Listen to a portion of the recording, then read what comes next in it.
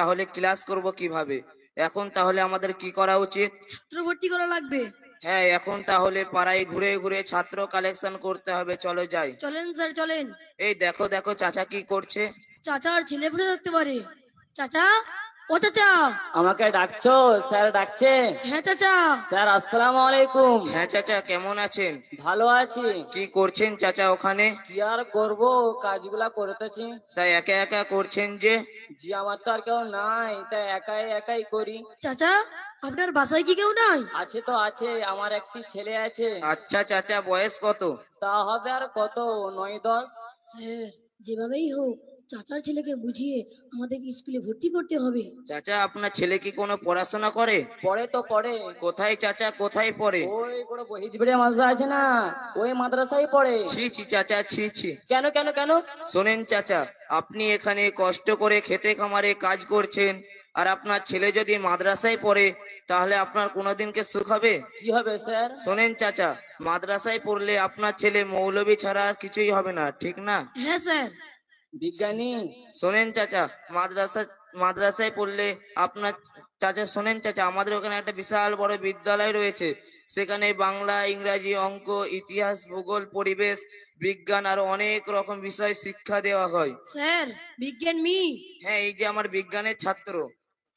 হ্যাঁ, বিজ্ঞান নিয়ে পড়াশোনা করলে আপনার ছেলে বিমান চালাতে পারবে, তার মানে পাইলট হতে পারবে। ওরে সর্বনাশ, পাইলট! হ্যাঁ, এমনকি বিজ্ঞান নিয়ে পড়াশোনা করলে আপনার ছেলে ডাক্তার হতে পারবে, ইঞ্জিনিয়ার হতে পারবে। চাকরি করতে পারবে স্যার? হ্যাঁ, তাহলে আপনার ছেলেকে কি আমাদের বিদ্যালয়ে ভর্তি করাবেন না? করবো না কেন, আমার মতে কি মূর্খ হবে নাকি, ডাক্তার হবে। চাচা, আপনার ছেলে যদি আমাদের এই বিদ্যালয়ে পড়তে পারে, ইঞ্জিনিয়ার হতে পারবে, ডাক্তার হতে পারবে, এমনকি আমার মতো বিজ্ঞানীও হতে পারবে। তাহলে আমার ছেলেকে আপনাদের স্কুলে ভর্তি করে দেবো, আর মাদ্রাসা পাঠাবো না। ঠিক আছে চাচা, আপনার ছেলেকে আমাদের বিদ্যালয়ে ভর্তি করিয়ে দেন। হ্যাঁ স্যার চলেন। হ্যাঁ চাচা, চলেন চলেন। কটা বাজে স্যার? এই তো 8টা বেজে গেছে। 8টা বেজে গেছে, আমার ছেলে মাদ্রাসা চলে যাবে, তাড়াতাড়ি চলেন। তাড়াতাড়ি চলেন, তাড়াতাড়ি চলেন। তাড়াতাড়ি চলেন।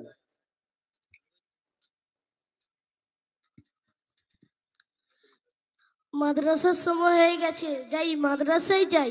আমার কত সৌভাগ্য, এই মাদ্রাসায় লেখাপড়া করি। এমন সৌভাগ্য কয়জনে পাই? এই মাদ্রাসায় বড় বড় আলিম হতে পারবো, ডাক্তারিও পড়তে পারবো। স্যার তাড়াতাড়ি চলেন। জি আব্বাজান, কই যাচ্ছ বাপ? মাদ্রাসায় যাচ্ছি আব্বাজান। তোমাকে আর মাদ্রাসা যেতে হবে না, এই স্যারের স্কুলে ভর্তি করে দেবো। তুমি ডাক্তার হবে, ইঞ্জিনিয়ার হবে, বিজ্ঞানী হবে। না আব্বাজান, আমাকে এত বড় শাস্তি দিবেন না। এই মাদ্রাসায় বড় বড় আলিম হব। চুপ, তুমি আমার থেকে বেশি বোঝো, এই স্যারের থেকে বেশি বোঝো। মানসায় পড়ে কেমন তো মূর্খ হবে নাকি? তুমি বিজ্ঞানী হবে, আকাশে ওড়ে না ওটা, প্লেন, উড়োজাহাজ, ওটা চালানো শিখবে। না আব্বাজান, আমি মাদ্রাসায় পড়বো। তুমি ডাক্তার হবে, ইঞ্জিনিয়ার হবে, বিজ্ঞানী হবে, স্যারের সাথে যাবে। না আব্বাজান, আমি যাব না, মাদ্রাসায় পড়বো আমি। আসসালামু আলাইকুম। তোমাকে মেরে আমি পিঠের ছাল তুলে ফেলবো। কি ব্যাপার আব্দুল্লাহ, বাবা তুমি কাঁদছো কেন? হুজুর, হুজুর, আমার আব্বা জোর করে আমাকে স্কুলে ভর্তি করতে যাচ্ছে, কিন্তু আমি চাই যে মাদ্রাসায় বড় বড় আলিম হব। হুজুর, আপনি একটু আমার আব্বাজানকে বুঝান না হুজুর, বুঝান না হুজুর। চাচা, আমার কথাটি একটু শুনুন। আপনার ছেলে আব্দুল্লাহ, ও তো একটা খুব ভালো ছেলে, ওকে কেন স্কুলে নিয়ে যাচ্ছেন? চাচা, কথায় কান দিয়েন না। আচ্ছা, ও তো একটা খুব ভালো ছেলে, ওকে কেন স্কুলে ভর্তি করতে নিয়ে যাচ্ছেন জানতে পারি? আমার ছেলেকে আমি বাংলা পড়াবো, এই স্যারের সাথে যাবে। আচ্ছা চাচা, আপনি যাই ভাবেন না কেন, আমার কথাটা একটু মনোযোগ দিয়ে শুনুন। আপনার ছেলে আব্দুল্লাহ, ও একটা খুব ভালো ছেলে, ওকে কেন স্কুলে ভর্তি করতে নিয়ে যাচ্ছেন জানতে পারি? থামো বাবা থামো। চাচা, চাচা, ওর সম্পর্কে আমি যতটুকু জানি, আলহামদুলিল্লাহ, বাংলা, অঙ্ক এবং ইংরাজির পাশাপাশি বিজ্ঞান সম্পর্কে তার ভালো জ্ঞান আছে। আচ্ছা সংক্ষেপে বলুন, সংক্ষেপে করুন। ঠিক আছে, সংক্ষেপে বলছি। চাচা, এবার দেখুন, আপনার ছেলে আব্দুল্লাহ মাদ্রাসায় পড়ে যতটুকু শিখলো, আর জেনারেল শিক্ষিত ছেলে স্কুলে পড়ে কতটুকু শিখলো, তা একটু প্রমাণ হয়ে যাক। স্যার, আমি কি আপনার ছাত্রকে প্রশ্ন করতে পারি? হ্যাঁ, আপনি আমার ছাত্রকে যে কোনো প্রশ্ন করতে পারেন, সব প্রশ্নের উত্তর দিতে পারবে। হ্যাঁ, আপনি আমাকে যে কোনো প্রশ্ন করেন, আমি সব প্রশ্নের উত্তর দিতে পারবো। আচ্ছা বাবা, তোমার নাম কি? আমার নাম রেখেছিল প্রিন্স। বাবা শুনে অনেক খুশি হয়েছিল। প্রিন্স মানে রাজা। আচ্ছা বাবা, তোমাকে একটু ইতিহাস ও বিজ্ঞান দিয়ে প্রশ্ন করি। হ্যাঁ, করতে পারেন। আচ্ছা বাবা, শহীদ তিতুমির সম্পর্কে তোমার কি ধারণা, তার সম্বন্ধে তুমি কি জানো, আমাদের একটু বলে শোনাও তো। তিতুমির তো একজন বিশাল বড় ভালো মানুষ ছিল। তার একটা বিশাল বড় বাঁশের কেল্লা ছিল। সেই বাঁশের কেল্লায় তিতুমির উঠতো নামতো উঠতো নামতো উঠতো নামতো, তাই না স্যার? হ্যাঁ, বলো বলো। সেই বাঁশের কেল্লায় তো ধুক ধুক ধুক ধুক ধুক ধুক ধুক ধুক। হঠাৎ করে তিতুমিরের মন খারাপ। সেই নদীর পাড়েতে গিয়ে যে বসলো। হঠাৎ করে একটি কুমির তিতুমিরের গায়ে খপ করে কামড় দিয়ে উঠলো। তারপর সেই কুমিরের গায়ে খেরখেরা খেরখেরা খেরখেরা থামো বাবা খেরখেরা। থামো, তুমি তো দেখছি অনেক ভালো ইতিহাস জানো। আচ্ছা বাবা, তোমাকে একটু বিজ্ঞানতে প্রশ্ন করি। হ্যাঁ, করতে পারেন। স্যার আইজাক নিউটন সম্পর্কে তোমার কি ধারণা? তার সম্বন্ধে তুমি কি জানো, আমাদের একটু বলে শোনাও তো। আইজাক নিউটন একজন বিশাল বড় বিজ্ঞানী ছিল। তার একটা বিশাল বড় বাঁশের কেল্লা ছিল। সেই বাঁশের কেল্লায় তিতুমির আইজাক নিউটন উঠতে নামতো, তাই না স্যার? হ্যাঁ, বলো বলো। তো হঠাৎ করে আইজাক নিউটনের মন খারাপ। সে নদীর পাড়েতে গিয়ে যে বসলো। হঠাৎ করে একটি কুমির নিউটনের গায়ে খপ করে কামড় দিয়ে উঠলো। তারপর সেই কুমিরের গায়ে খেরখেরা খেরখেরা থামো খেরখেরা বাবা থামো, খেরখেরা। তুমি তো দেখছি অনেক ভালো বিজ্ঞান জানো। আচ্ছা চাচা, আপনি বিচার করুন খেরখেরা খেরখেরা মানে কি। আচ্ছা বলো তো, আমাদের গ্রামে তো অধিক মানুষ মুসলমান, তো তুমি কি? আমি মুসলমান। হ্যাঁ, আমার ছাত্র মুসলমান। আচ্ছা বাবা, তুমি তো একজন মুসলমান, তোমাকে একটা প্রশ্ন করি। হ্যাঁ, করতে পারেন। আচ্ছা বাবা, তুমি সূরা ফাতিহাটা একটু পড়ে শোনাও তো। সূরা ফাতিহা। ওই তো, ইন্না লিল্লাহি ওয়া ইন্না ইলাইহি রাজিউন। আচ্ছা আচ্ছা, বুঝতে পেরেছি।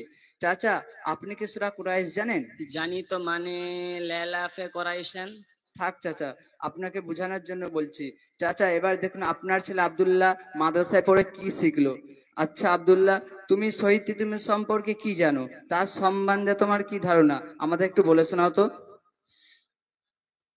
শহীদ তিতুমিরের পুরো নাম সৈয়দ মীর নিসার আলী। তিনি 27 জানুয়ারি 1782 সালে উত্তর 24 পরগনায় জন্মগ্রহণ করেন।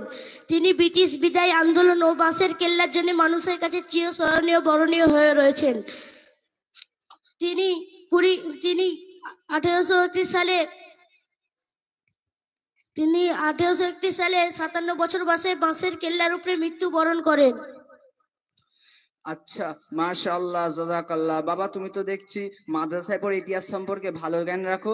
আচ্ছা বাবা, স্যার আইজাক নিউটন সম্পর্কে তোমার কি ধারণা, তার সম্পর্কে তুমি কি জানো, আমাদের একটু বলে শোনাও তো।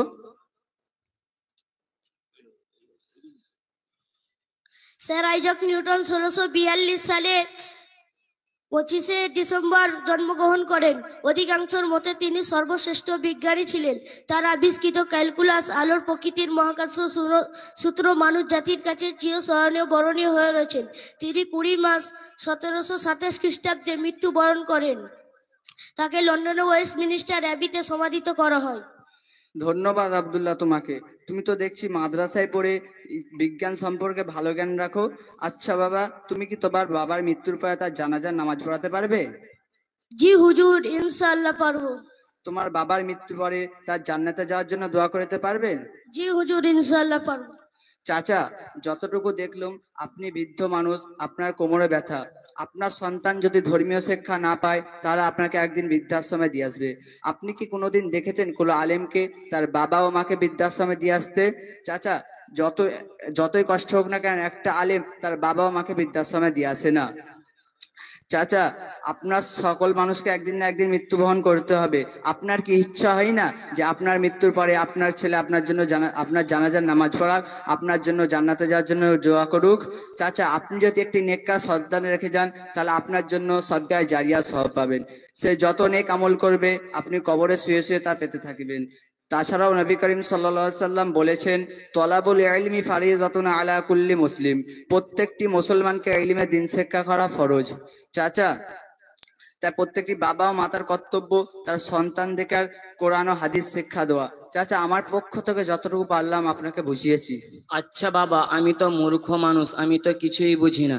এই স্যার, ওনাকে স্কুলে দিলে নাকি আমার ছেলে অনেক বড় হবে, অনেক ভালো থাকবে, অনেক টাকা পাবে। তুমি তো বাবা আজকে আমার চোখ খুলে দিয়েছো। এতক্ষণ আপনার কথা শুনে মনে হলো যে মৌলানা সাহেব আপনি আমাদেরও চোখ খুলিয়া দিয়েছেন, কারণ ধার্মিক দিক থেকেও আমরা অনেক পিছিয়ে আছি। মৌলানা সাহেব, কি করলে আমরা ধার্মিক জ্ঞান অর্জন করতে পারবো, সেই পন্থা আপনি আমাদেরকে বলিয়া দিন।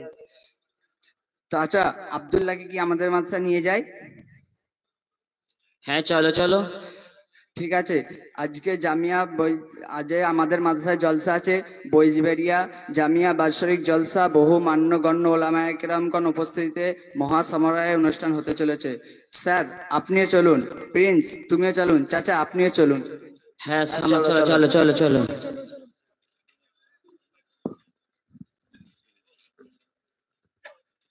মাশাআল্লাহ, এই জামিয়ার ছোট্ট ছোট্ট কচি কাচারা একটু ভয়ও পাচ্ছিল, কিন্তু আলহামদুলিল্লাহ খুব সুন্দর ভাবে আপনাদের সম্মুখে এই মোকালামা পরিবেশন করলো। আমাদের নিশ্চয়ই ভালো লেগেছে। তবে একটা কথা বলি, সেটা হচ্ছে যে কোনো শিক্ষাকেই তুচ্ছ করা যাবে না। কোনো শিক্ষা ছোট নয়, সমস্ত শিক্ষার গুরুত্ব রয়েছে। জেনারেল শিক্ষা অবশ্যই জরুরি, কিন্তু বন্ধুগণ আমরা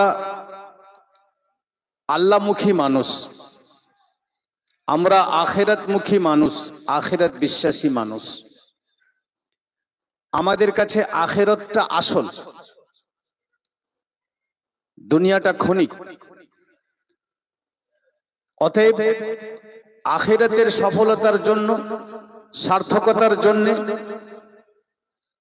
ইসলামী তালিম, দ্বীনি তালিম এটা আবশ্যক। প্রত্যেক পুরুষ এবং নারীকে অর্জন করতেই হবে, শিখতেই হবে। কিন্তু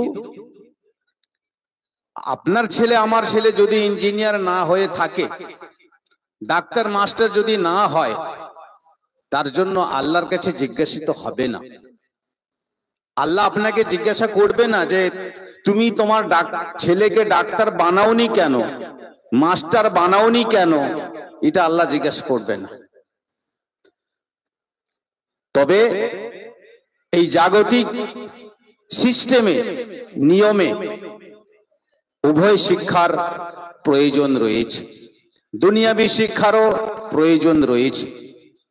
তার জন্য আমি বললাম আপনাদের সম্মুখে যে আলহামদুলিল্লাহ, যেটা আপনাদের একটা ধারণা ছিল যে আলেম ওলামা মানে এরা কিছুই বোঝে না,